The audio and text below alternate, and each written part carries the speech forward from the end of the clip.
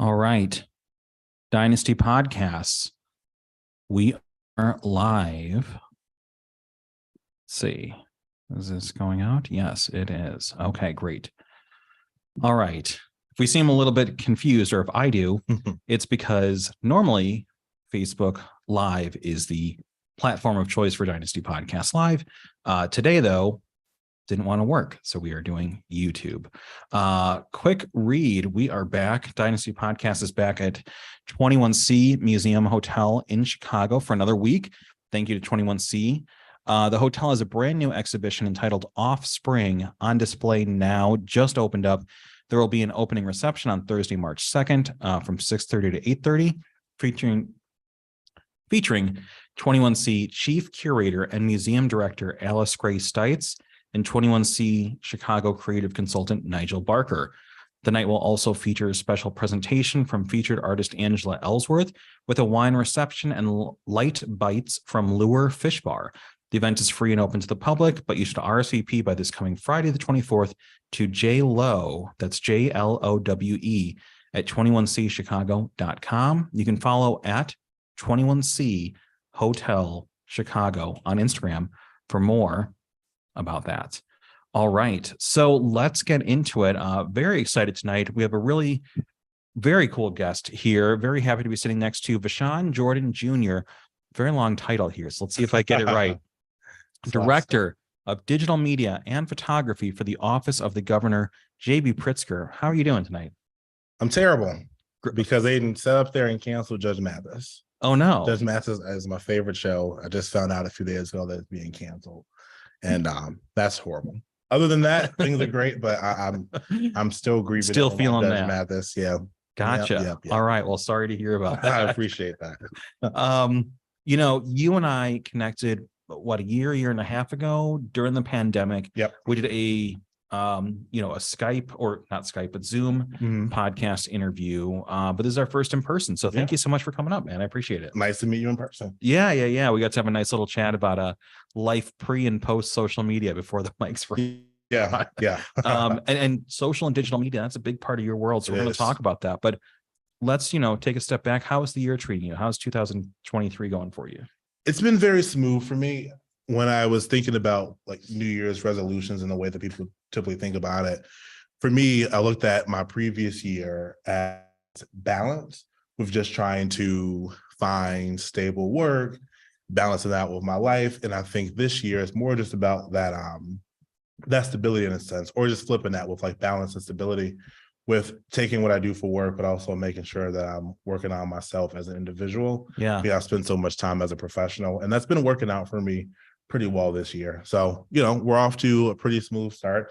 Unhappy with Judge Mathis, but other than that, everything has been going pretty well. And I'm really excited to be in this brand new role at the governor's office. Yeah. And we're going to talk about this very prestigious, exciting role you have. But I love that you brought up kind of this work-life balance, because I imagine, especially you were telling me before the mics were on, that there was one night you were working at, 1 a.m. You were on the, you were at an event, or not an event, but like at a, I'll let you tell it, but it just sounds like that could easily be a role that could take over your life 24/7 if you allowed it. Right. Yep. Yeah. So you accepted this position in December of 2022, Director of Digital Media and Photography for the Office of the Governor of Illinois, J.B. Pritzker. This is a big deal. I know you had, previous political office experience, but talk about how you got to this role. What led you here? Yeah. So before the current role, I served as staff photographer on the governor, lieutenant governor's reelection campaign, JB for governor. So I spent 14 months doing that. And then I was able to transition over to the state government side, where I'm still serving as his staff photographer, but I'm also helping with my colleague, who is Deputy Chief of Staff Digital Strategy. The two of us are working together on the governor's social media accounts, the photos, the videos, the graphic design. So a little more responsibility when it comes to the social media aspects of things, and just trying to find ways that we can take all of these complex issues of state government and what's going on in the state, and find a way to get that out through a digital medium in a way on social media that people can understand it, digest it, and also just really be informed about it. But my intro into kind of political work actually started in 2018. So I had an internship with Chicago Public Schools while I was serving as the communications intern, but I was doing photography for the district, which is brand new. And I was offered an internship with the Chicago mayor's office, where I spent 3 months doing photography under the photographer Brooke Collins. That was the experience for me that made me say, okay, this is something that I really enjoy doing. And it wasn't necessarily because of the politics of it, but it was just because born and raised in Chicago on the South Side, I just have an innate love for the city, which a lot of people said they see through my photography work. Yeah. And, there's no better way to see the city or now the state than traveling around with the city of the state's leader and being able to interact with so many facets of what's going on around you. I mean, that's remarkable. I'm sure you have a view of Chicago, of the state, of so many parts of what it means to live here. Yeah. That people don't see or maybe take for granted. What is it like being kind of, behind the curtain, so to speak? Yeah, there's so much that goes on that I was in some way privy to, just because I'm someone who's always trying to find out what's going on. But there are so many different topics that people don't know about or don't understand. And I think for me, as well as probably many people, I kind of operate on this idea that politics did not affect my day-to-day life. So I wasn't necessarily too involved in it. But I think the pandemic showed me that our elected officials have a lot of say-so in our lives and what they can do with just a stroke of a pen. So looking at what's going on, what's happening, we just, the governor just proposed his budget a few days ago. So thinking about what that means for the communities around the state, who's getting the money, where the money is going to, and all of these different issues. Things that certainly affect people's lives. Day-to-day lives. Yeah, it does. This position that you're in, like you're no stranger to photography. You've been doing that a long time, but it does sound like there's more of a social and digital media component to this. So what does that entail, especially in an age where like Twitter is falling apart and Instagram can't make up its mind about what it wants to be? And then Facebook today just announced that they're going to start charging $12 a month or whatever for verification. It seems like all the platforms are just kind of like throwing things at the wall and hoping something sticks. So how do you, navigate a meaningful message when the mediums are so unstable, I guess? I think part of it is following what the people are doing. As long as the folks are still on those platforms, we're going to be there to try to make sure that we can get the information out to them. So what I think about in my day-to-day role is, how can I take this information and get it to people so that they can understand it? I know that photography is an easy way. People will share a photo, maybe they'll share a graphic or something like that. It sucks to see what's happening with the social media platforms, but in a way we're kind of stuck because people are still on them, so we have to use them in a way. But also just thinking about maybe platforms like TikTok or Snapchat, which we may not have to necessarily get ourselves too involved in, but trying to every day figure out what works and what doesn't work. So if that's like more short form video content, one of the things that I worked on early on was the government role, the holiday train. So I took some photos and I put that on Twitter, but I also had an Instagram reel. And I noticed that the Instagram reel did better and had more reach on Instagram and on Facebook than the photos did. So just thinking about ways that I can use and manipulate social media just to get the most reach is kind of what I'm thinking about every single day. Well, and I would imagine like you have access to accounts that have a very large following, which certainly helps. And you have even developed, in your personal, your own photography account on Instagram, like you've developed your own solid following. Like how I want to, we'll get back to the political stuff, but like what went into you developing your own following on social media where your Instagram account is gorgeous. Like the photography there is really stunning. It is. I just want to make sure we're giving a shout. People should go look at this while we're talking at Vashon, VASHON_photo. That's your like public facing Instagram account. But like how have you Twitter. And Twitter, how have you curated those? So one of the things I do nowadays, a lot of people are taking note of, is the aerial shots of the city, the cityscapes. Yeah. And that was actually something that so I brought a drone when I began my internship with the Chicago Tribune, but I wasn't allowed to use it because I didn't have a license. Yes, I have a drone as well. I am just a like hobbyist. Yeah. And that could be a whole other discussion that like there are very few places you can fly a drone in Chicago, and you have to have all sorts of, it's not just like you go buy a drone and you go take it wherever. Yeah. Yeah. There's a lot of safety components and legal aspects, and there are things about how high you can be in the air. Right. But I just didn't really have a chance to do much with it.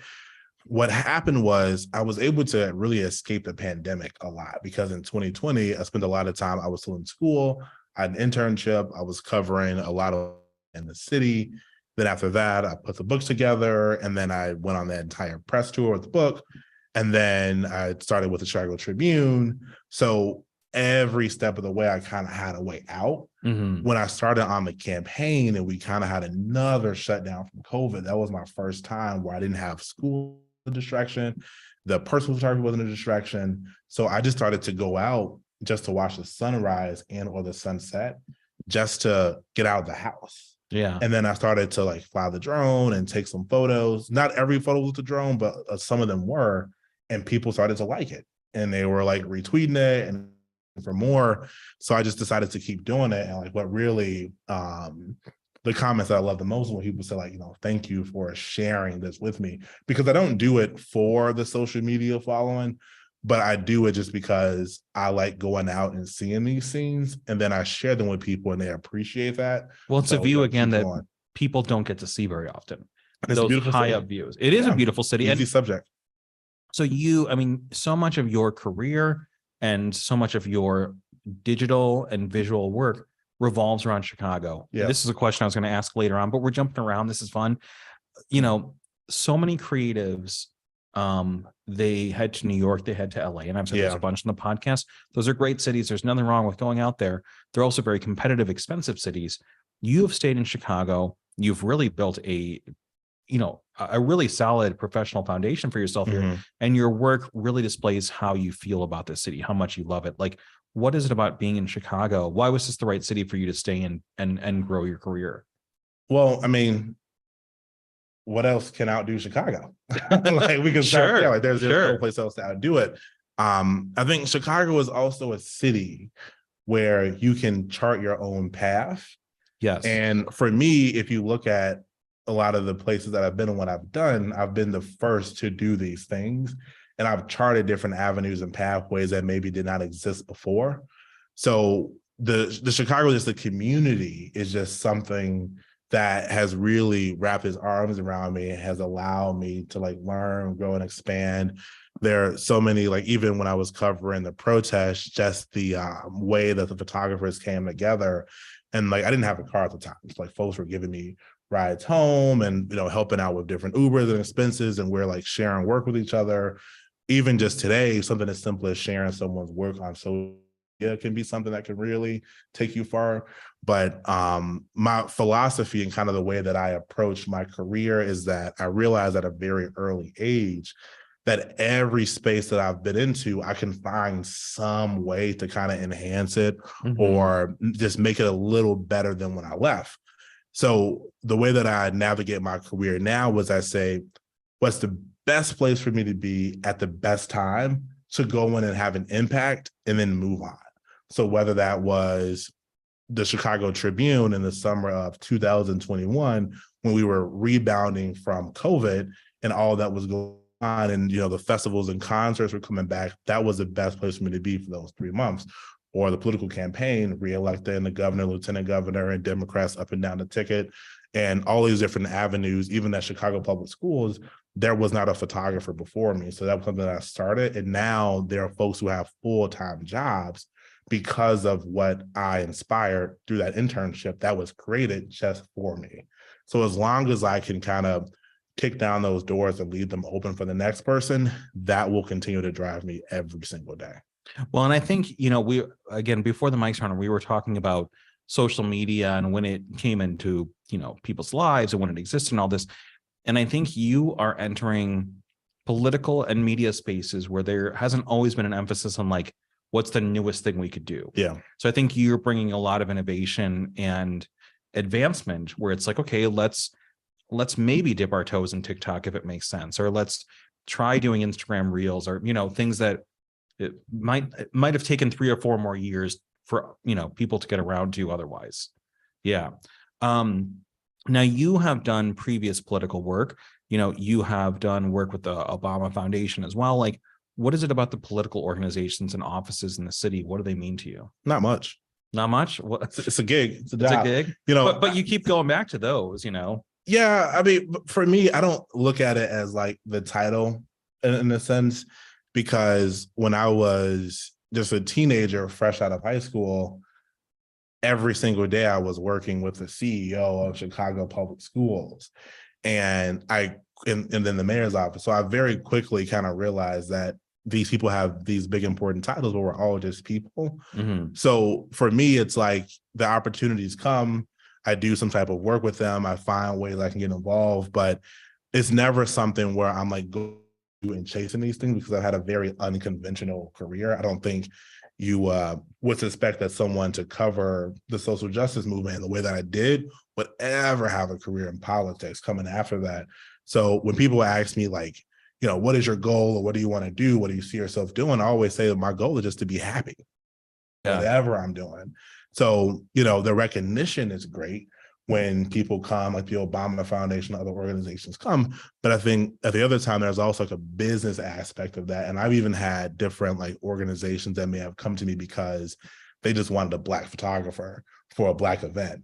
And it may be more of like needing someone to fulfill this spot or this position, as opposed to actually starting to create some of those different changes. So I never let the titles really get to me, because after you make your posts on social media and get the likes and the congratulations, then the work continues, Sure. No, it absolutely does. Yeah, you can't rest on that. So along those lines, then, if it's not, if political work is not like your sole like passion or what have you, do you see yourself, 5-10 years from now doing like different kind of, video or photography work, and maybe a totally different industry or anything like that? It's super unpredictable. I mean, just like in a 2-year span, like even going from the Chicago Tribune to the governor's campaign, right, to working in the state, and also like doing a position that did not exist, it's kind of difficult for me to kind of even think about where to go, because those paths aren't charted. But I graduated from Columbia College Chicago with a degree in television, focusing on production direction. One of my favorite talk shows, I say was because it's not still around the same form, was Windy City Live. Yeah. I've always wanted to like work on a TV studio. One goal of mine professionally is I want to photograph a music tour. Yeah. So like all of these different avenues and pathways, but I'm really just like kind of exploring what's out there. But like I said a little earlier, part of what drives me is like me doing the work, but also I'm creating jobs and opportunities and pathways for other people. So I'll give you an example. I freelance, kind of used to freelance for the Chicago Bulls. They began in a freelance position for me. I did that, but then I had to step away because of my work with the governor's campaign. Now there's another photographer who is doing that freelance position and has a contract because it's something that I started.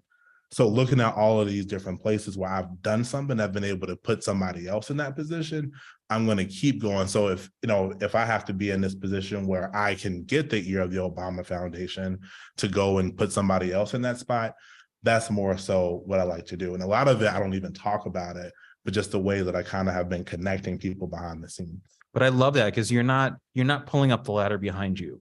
You are helping people who might not have opportunities to get into these rooms, because whether it's the Obama Foundation, whether it's the Chicago Bulls, whether it's J.B. Pritzker's office, these are prestigious institutions, obviously, So like, these are not places that everybody has access to, and it's really important. It makes a huge difference, as you know, if someone can get their start in one of these places early on, that can change their whole life.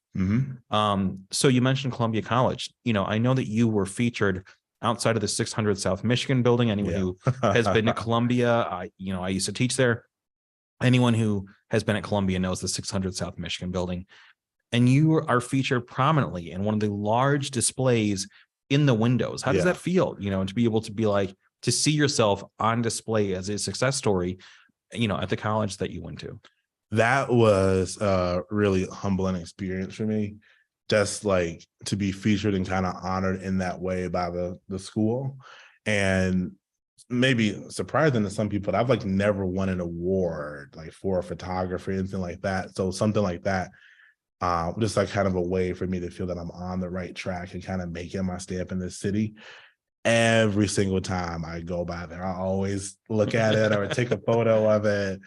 But that's just something, and it's been there for a while, and I think it's just going to be there indefinitely. But that's always something that kind of is like a little token that, like, okay, I'm on the right track, doing good in this city. And actually, the installation was something that I lobbied for since I started. That's something that people actually, I've never even really talked about that point of it, but there were photos there when I started at Columbia that had been there for a long time. And I was doing a lot of things for the school as a Chicagoland Transfer Award recipient. And I talked about that repeatedly, that, hey, I want my photo up there, I want my photo up there. But back to what I was saying, me getting a photo up there, they ended up changing the photos for all of the buildings. So now you have dozens of students and staffers who also have their portraits featured because of something that I like so vehemently lobbied for. Yeah. So that's like kind of in that same mindset of like, how can I do something for me that's also like helping a lot of additional people? Well, I will say this, man, as somebody who also taught at Columbia, I don't know what's ahead of you. I know that you have a lot of options and you're keeping them open, but man, you would make a teacher at a place like Columbia. I don't want anyone to forget about this. So I spent my first 2 years at Kennedy King College, one of the city colleges of Chicago, and then I transferred to Columbia College Chicago. So like, I know a lot of people see Columbia, but I also want to make sure that folks understand that I'm a very proud graduate of community colleges. Yeah, community colleges are a smart decision because, like, you know, you can save a lot of money getting getting all the prerequisites knocked out there much cheaper and just as good at a community college. And then you go do the photography, television, fashion, film, whatever, you know, specialization at like an SAIC or a Columbia College. Absolutely. Switching gears, something you told me about that you're like, I want to make sure that this gets into the interview. And I looked it up. It's very cool. You were at an event earlier this month, History of Black Photography. This was at the DuSable Museum. Honoring Jerome Simmons of Jet and Ebony, two magazines that have tremendous history in Chicago. This is also a community gathering for the Black photography community. So what was your reaction to that event? Talk about being there and getting to witness that. Oh, that was an experience. I mean, I'm trying not to make this an hour-long monologue, but as a photographer, in the industry that I'm in, a lot of times it can be a very lonely profession because I'm in places where I am the staff photographer. With the Chicago Tribune, I was surrounded by photographers. But like in my current role, I am the only like creative in the room. So this was a gathering, something I had never been to before, when you had well over 100 photographers of all ages coming together to take a photograph and cement this in history with the museum. And when I say that, like, everybody was in the room, I'm looking around, like I had just met Antonio Dickey a few days before. Now, people know me as like a political photographer, but he was Mayor Harold Washington's photographer and spent like 28 years with the mayor's office. He did all of Mayor Washington, Sawyer, and Daley. So, and there were just so many other people, but I was walking around the room and other photographers were coming up to me, introducing themselves to me. I didn't even have to introduce myself to some folks. They said they already knew me and like followed my work. And there are photographers there who had known me since I had just started out in photography, who were like giving me my flowers in a sense, and like some of their what I do, and they're proud of that work. But like I say, I can get 1 million comments from just random different people on social media, but there is nothing more gratifying than receiving that praise from your community and like people who are in that same field. Because it can be, Chicago and other places can be a very like crabs in a bucket mentality. So to receive that praise from other creatives of all different generations and be in that room where we can just laugh about things that you can only laugh about with other photographers and different topics during that Q&A was just like I mean, that's just like a moment that I'll never forget. And I didn't really know how much I needed to be in that space and just breathe that same air as all these creatives and just like know that like, okay, I'm on the right track and doing right about the community. Well, I mean, you touched on something that I think is really true and significant in that being a creative and being an entrepreneur and being, the only person who's doing your certain kind of thing, that can be a very isolating kind of thing. And the community aspect of that is so important. So events like this, I would imagine, have to be so meaningful because it can be rough. I'm sure that there's a lot of hours you're just staring at a monitor editing photos, but people only see the Instagram where you're with the governor, where you've got a gorgeous drone shot. And man, I feel like I see your drone shots shared on, Instagram, LinkedIn, Facebook, or whatever, not just by you, but by other people at least once a week. Wow. I feel like those are very distinctively yours. Because I don't know that there's like 70 other drone photographers in Chicago, Yeah. And like when I started out, the reason why I started to really share them a lot more was because I saw that all of the drone photos were staying within a certain perimeter of a city. Didn't really go south of McCormick Place, maybe up to Lincoln Park, stayed in the loop. I was like, you know what? Let me be the change that I want to see. Sure. Because I'm from West Pullman. I haven't seen any photos of my neighborhood. I went to Brooks High School, which is a beautiful high school. Never see anything of it. So what I actually started to do was I started to photograph the south and the west side in a way that I hadn't seen before. And that was something that folks connected with very much. Well, I think that you're touching on something that is it's a very Chicago thing that there's definitely people who live in the city, who visit the city, and to them, the city boundaries are kind of like Columbia College to Wrigley Field to Wicker Park or Logan Square. Yeah. And that's Chicago to them. And they have never ventured further north, south, west, or even east to explore more of the city. I was just talking to another Chicago creative, Chicago by Ren. She is a digital creator. She does a lot of like food and beverage showcasing on Instagram and TikTok. Nice. And she's newer to the city, or I should say she's not from Chicago. She's been here a few years.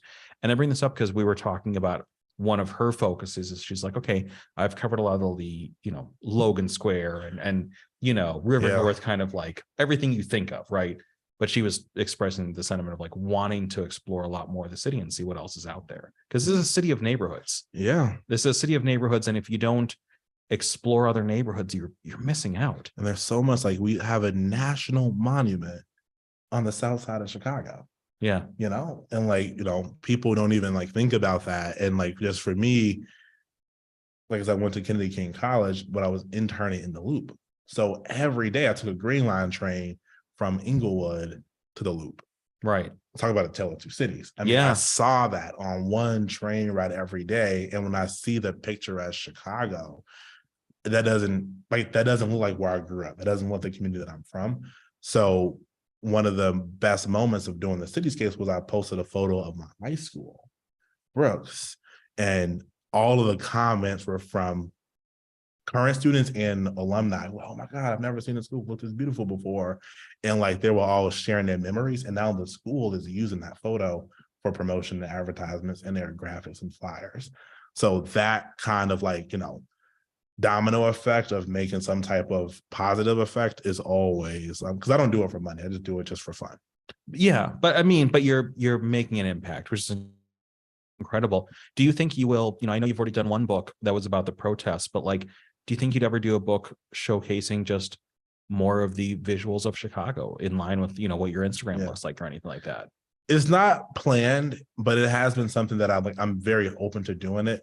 However, my stipulation was I would only do a book if I have a photo from every community area in multiple neighborhoods. Like I know we say, 77 neighborhoods, but like 77 a lot of communities. Yeah. And then there's so many neighborhoods. So I don't think I'll be able to live with myself if I just did it with a collection of photos from the side. Like I think I need to get around. Here's Wrigley, here's River North, and here's Logan Square. The boom. I mean, tourist places will accept that. Sure. But like for me, it's like unless I get every part of the city, I won't feel comfortable doing that.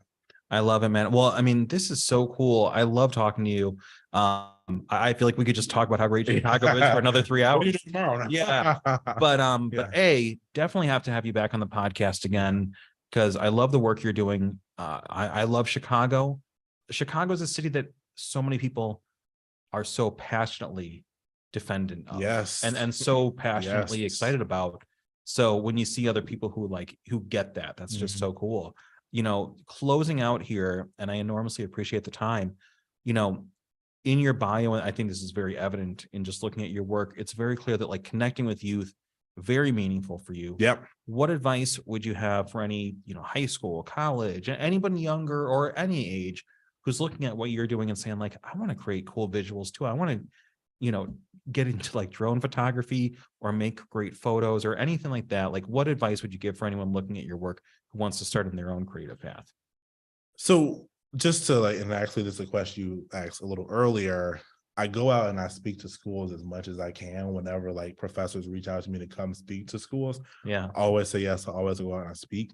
Also, you can reach out to me through any of my social media platforms, and I'm always responsive, whether you have questions. There have been people who wanted to shadow me who I've allowed to come on and shadow me during the day at work. But what I tell creatives is find something that makes you feel good, that you're passionate about, and just keep going and keep driving that. And what you'll learn is you'll start to kind of create and forge pathways for yourself. But it really has to get to that point where you find that happy medium and figure out what you want to do. The worst thing, I actually have a plaque of this that I keep on my desk that says that comparison is a thief of joy. Oh my God. You And in the have to social give media yourself- age, Oh, it's horrible. it's so easy to open up all these apps that are only meant to showcase the highlight reel That's of it. everyone's life, exaggerated, lying, face-tuned bullshit highlight reel. Yeah.